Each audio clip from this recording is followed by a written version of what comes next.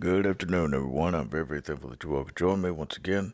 We left off in 1 Samuel 1 with Hannah giving Samuel unto the Lord for Eli to raise and to bring him up to be basically the judge of Israel, the last judge of Israel. And they worship the Lord. And then we see Hannah pray. And this prayer is one of the best prayers that's ever been uttered, I believe. The prayer of Mary, the mother of Jesus, later on would run very parallel to this very same prayer, if it shows you just how much the Spirit of the Lord was upon Hannah at this very time. So keep that in mind while we read these first few verses. And Hannah prayed and said, My heart rejoiceth in the Lord, mine horn is exalted in the Lord, my mouth is enlarged over mine enemies, because I rejoice in thy salvation. So she says, mine horn is exalted in the Lord. That's a strange little phrase for us in this modern day, but what that means is it's the horn was always like an ox. Its strength was in its horns. And so that's where she's saying, now is she being exalted. Her strength is being brought out because of the Lord. And she says, my mouth is enlarged over mine enemies. Now remember, her enemy was the other wife of her husband Elkanah, which is Peninnah. And Peninnah had children, and now we're about to see Hannah become very blessed with children. There is none holy as the Lord, for there is none beside thee, neither is there any rock like our God. It's always very magnifying to hear there is none like God. God himself even says that about himself. And it really just puts God in a whole realm of his own, in one's own mind about God. And it's holy. The very word holy means set apart from everything else. It's very interesting how a lot of these atheists say, well, who created God? If God created everything, who created God? Well, you're thinking very narrow in that. You're very limited in your own thoughts and your own ideologies whenever you say things like that, because you're implying that God is limited to the elements that we are. Whenever God is outside of these elements, he's in a whole other realm creating these things. Whenever a man creates a computer, he's not inside of the computer making the computer. No, he's outside of it making it. He's not within it. Talk no more so exceeding proudly. Let not arrogancy come out of your mouth. For the Lord is a God of knowledge, and by him actions are weighed. There's an awful lot in this prayer that I could unpack, but for the sake of time, I'm going to try to just keep all of these short commentaries. One can read in Psalm 138 how the Lord is high and lifted up. He's high and exalted, yet he is in the very presence and looks upon the lowly. He looks upon the ones in whom have given up on their own abilities, their own self, their own trust in their own self. He looks upon those, and he is in the very room with them. But then you read of how he is far off from the proud. He doesn't even want to be around the proud, those in whom are just tough and they don't need God and all of this. But also an intriguing part of this verse is, for the Lord is a God of knowledge. It always perplexes me whenever I hear people say, well, it's really science versus God. We just read, God is the God of science. There is no greater scientist than God, nor will there ever be, nor has there ever been. They can't even compare. They can't even come close to God's amount of knowledge. And all science is knowing. The bows of the mighty men are broken, and they that stumbled are girded with strength. They that were full have hired out themselves for bread, and they that were hungry ceased, so that the barren hath borne 7, and she that hath many children is waxed feeble. The Lord killeth, and maketh alive. He bringeth down to the grave, and bringeth up. As a lot of this chapter is pointing to Christ. This is one of the very first parts of it, but and bringeth up, obviously, resurrection. The Lord maketh poor and maketh rich. He bringeth low and lifteth up. He raiseth up the poor out of the dust, and lifteth up the beggar from the dunghill, to set them among princes, and to make them inherit the throne of glory. For the pillars of the earth are the Lord's, and he hath set the world upon them. So many flat earthers have tried to use this verse and a few others to prove, well, look, God sets the earth on pillars. Do you not know figurative language whenever you read it? That is figurative. What it means is that he has set the world in its place, and wherever the earth goes, it is of the Lord's will. Right here we see the space jump. Red Bull actually sponsored this big jump from this guy, Felix Baumgartner. I hope I'm pronouncing that right. But he takes this balloon, goes all the way on up there, and you can see the whole earth. You can see everything about it. It records every single bit of this. And he goes up there, and obviously he's going around. He's getting a good view of it. And yet they say, nope, it's all fake. Every bit of it's fake. Well, this is an awful lot of lies. This is an awful lot of work to go into lying about something that I really don't think needs to be lied about at all, because the Bible does not say that the world is flat.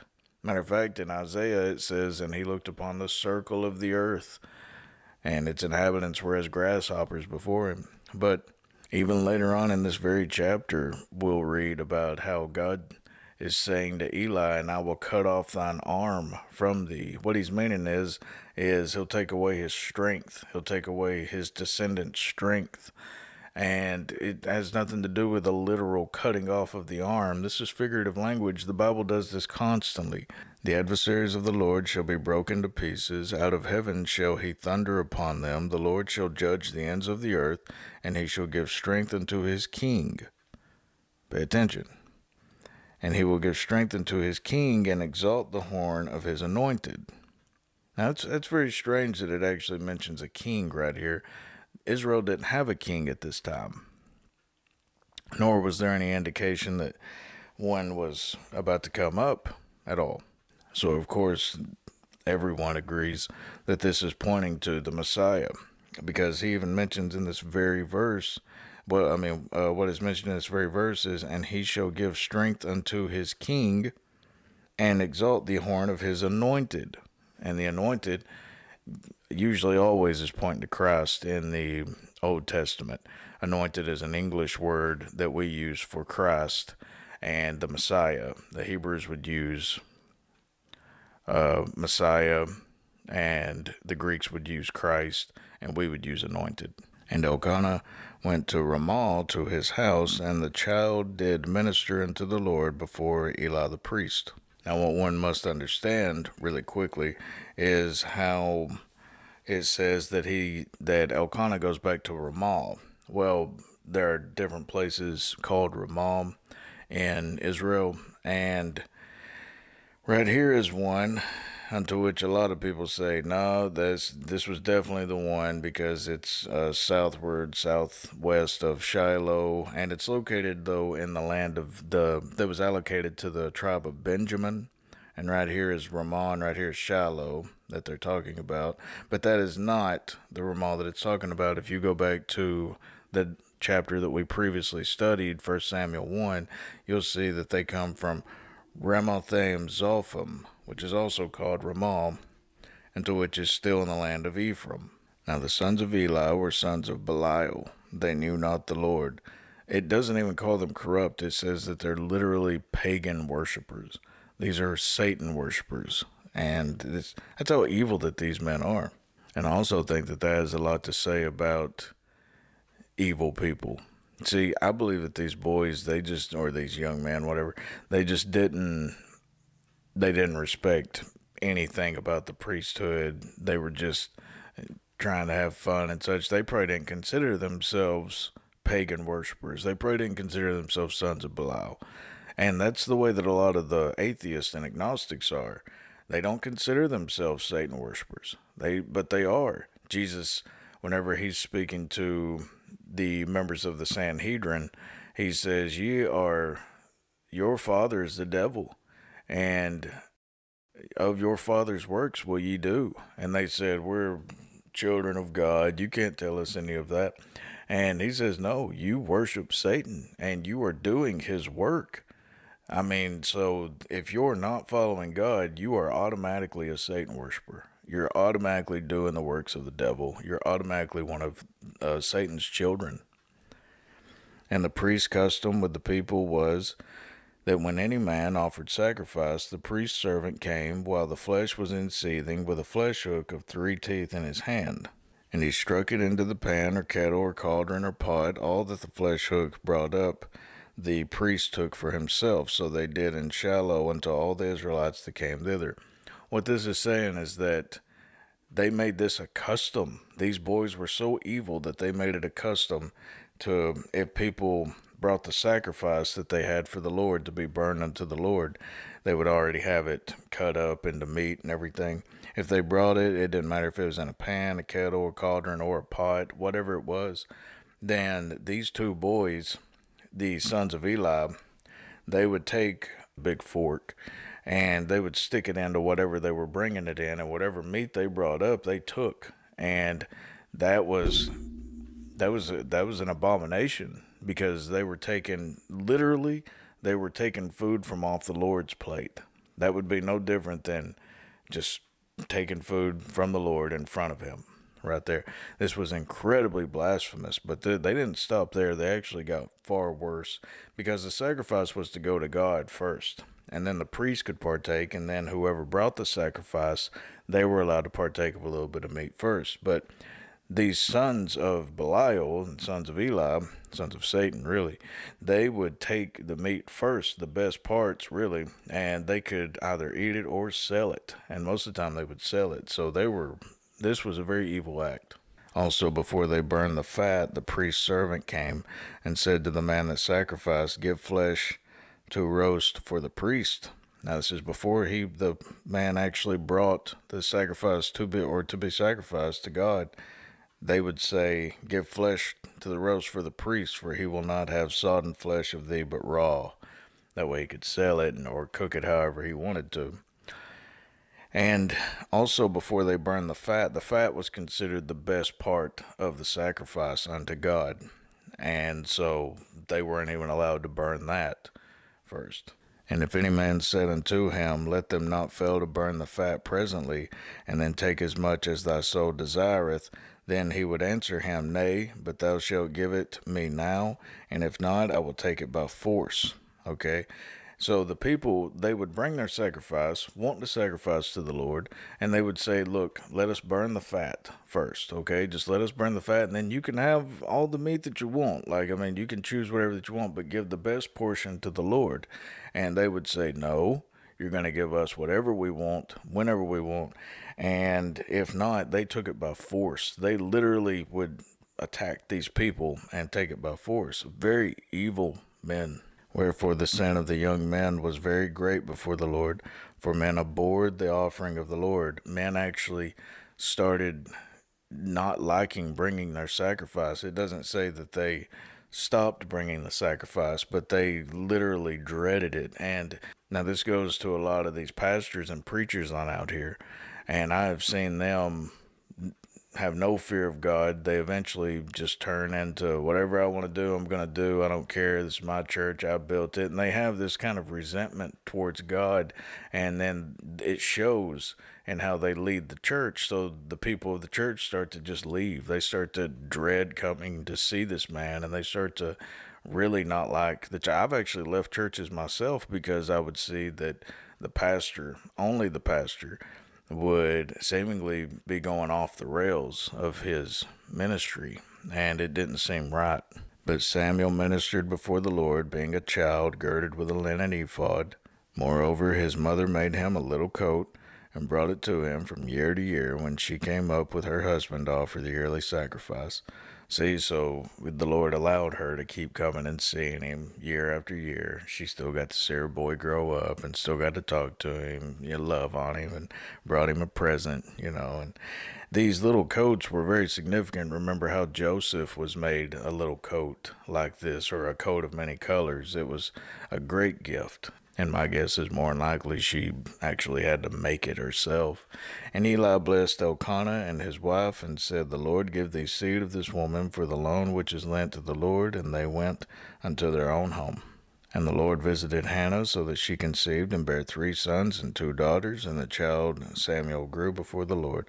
So she got 5 children after Samuel. That's a big family right there. She goes from being barren to the Lord opening the womb, and all of a sudden she just starts popping out babies like crazy. The Lord answered her prayer. And notice how honored that Hannah is as ages and ages go by. With so many billions of people have heard about her, and they've read her prayer and her plot, and you only read the bad about Peninnah.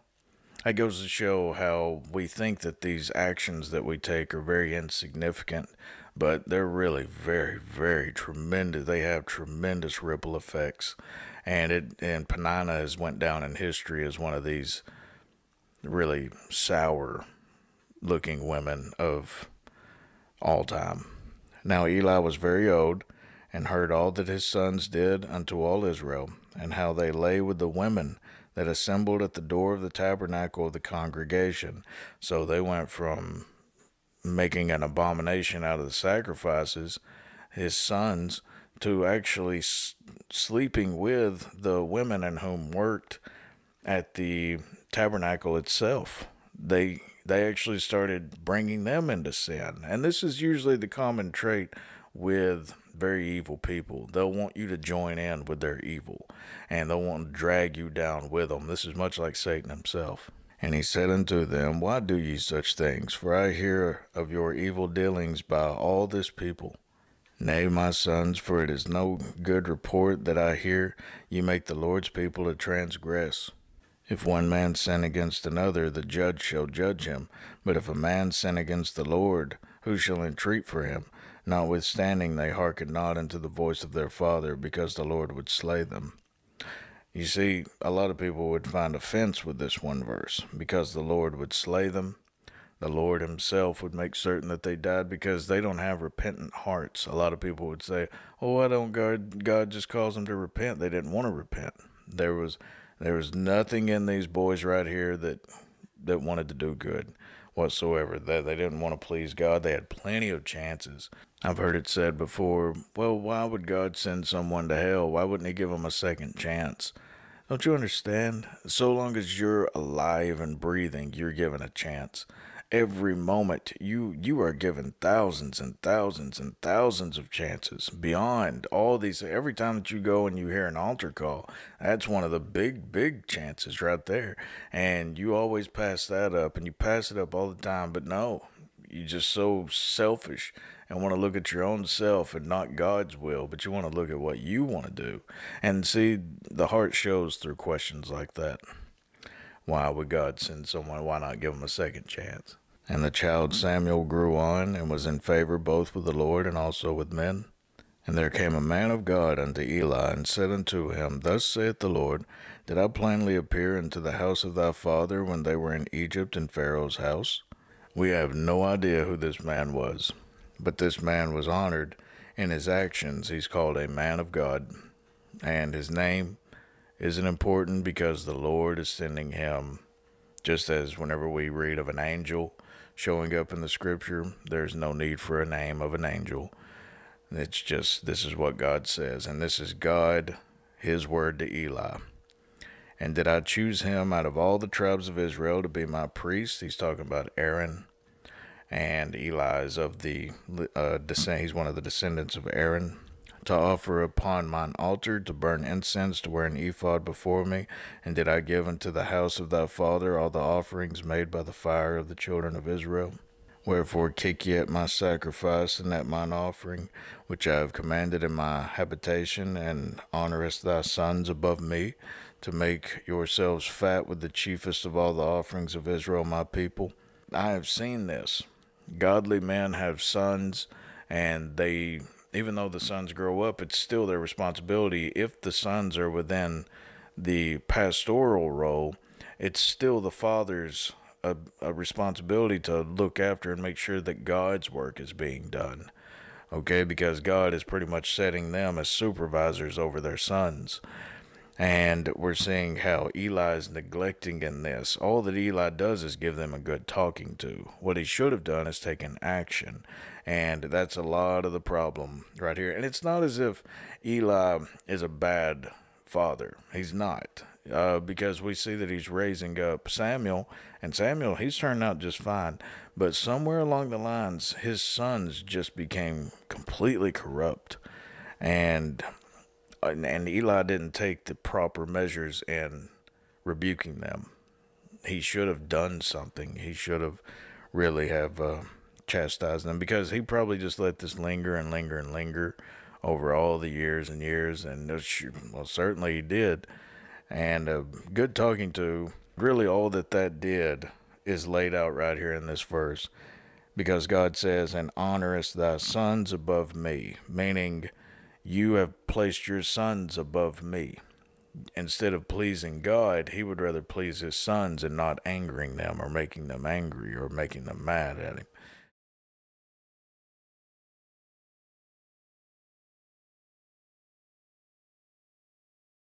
Wherefore the Lord God of Israel saith, I said indeed that thy house and the house of thy fathers should walk before me forever. But now the Lord saith, Be it far from me.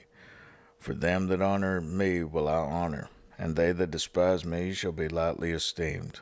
Behold, the days come that I will cut off thine arm, and the arm of thy father's house, that there shall not be an old man in thine house. What a horrible, horrible, dark spot to leave in your earthly life, that you actually do so bad in God's eyes, that so evil in God's eyes, that God actually says, the house, your house, that I actually chose during Aaron's years to preserve, to honor me, that I was going to actually uplift and be the most exalted house in the whole world. He says, now have you, by your actions, crumbled that. And we will see later on in the days of Solomon, just many years later, how this prophecy would be fulfilled. So Solomon thrust out Abiathar, which is a descendant of Eli. He thrust out Abiathar from being priest unto the Lord, that he might fulfill the word of the Lord, which he spake concerning the house of Eli and Shiloh. Okay, and then he would bring in Zadok, which is from another family of the Levites. So this has tremendously horrible ripple effects that we see right here. And thou shalt see an enemy in my habitation, and all the wealth which God shall give Israel, and there shall not be an old man in thine house forever. And the man of thine, whom I shall not cut off from mine altar, shall be to consume thine eyes, and to grieve thine heart, and all the increase of thine house shall die in the flower of their age. What he's basically saying is this. God's telling Eli, first of all, your descendants, beginning with him, he says, from now on, they will not live long lives. And even if they do, he says, if I so choose that, it'll not be blessed. I will not bless their eyes. As a matter of fact, it shall be their lives lingering.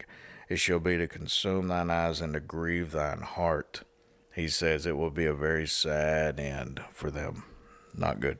And this shall be a sign unto thee that shall come upon thy two sons, on Hophni and Phinehas, and one day they shall die both of them. And in a couple of chapters we'll actually read about that being fulfilled. And thou wilt raise me up a faithful priest that shall do according to that which is in mine heart and in my mind. And I will build him a sure house, and he shall walk before mine anointed forever. There's a little bit of opinion. Now, this is the last note on today's lesson, but there's a little bit of opinion about who that the Lord is referring to. I will raise up me a faithful priest, and it's either Samuel, Zadok, or Christ. And I believe that ultimately you can say Christ, But I believe in this immediate context, it's referring to Samuel, because Samuel is about to be brought up, and he's about to replace the sons of Hophni, or the sons Hophni and Phinehas, and Eli's about to die. And so I believe that he's talking about this, but it's also a far more magnificent way of looking at this, because he says, I'll raise me up a faithful priest. They shall do according to that which is in mine heart and in my mind. Remember how David is called the man after God's own heart. Who's the man whom anointed David? Samuel. So it would make sense if the man whom anointed a man after God's own heart also was a man in whom which is in mine heart and in God's mind. Okay, so it makes sense to me to believe that it's referring to Samuel right here. And I will build him a sure house, and he shall walk before mine anointed forever. That's very beautiful, especially if it's talking about Samuel, because you can just see Samuel walking before the Lord, the anointed, forever. And it shall come to pass that every one that is left in thine house shall come and crouch to him for a piece of silver and a morsel of bread, and shall say, Put me, I pray thee, into one of the priest's office, that I may eat a piece of bread. So he's saying, that's the final verse. He's saying, so they'll come begging this faithful priest. They'll actually come crouching down and asking him to make them a priest, which we know that Samuel, that sounds like something that they would do to a judge of Israel. So I would believe that it's referring to Samuel in this, because even Saul, the very first king, he comes up and he crouches to Samuel himself, and he gets on his knees and he begs Samuel. I mean, they would come up and do these things to him. But anyway, it could be referring to Christ, Zadok. I don't know, just my opinion. Do your own research, what I always tell people. But that is today's lesson. Thank you all for listening. God, peace be with you. Amen.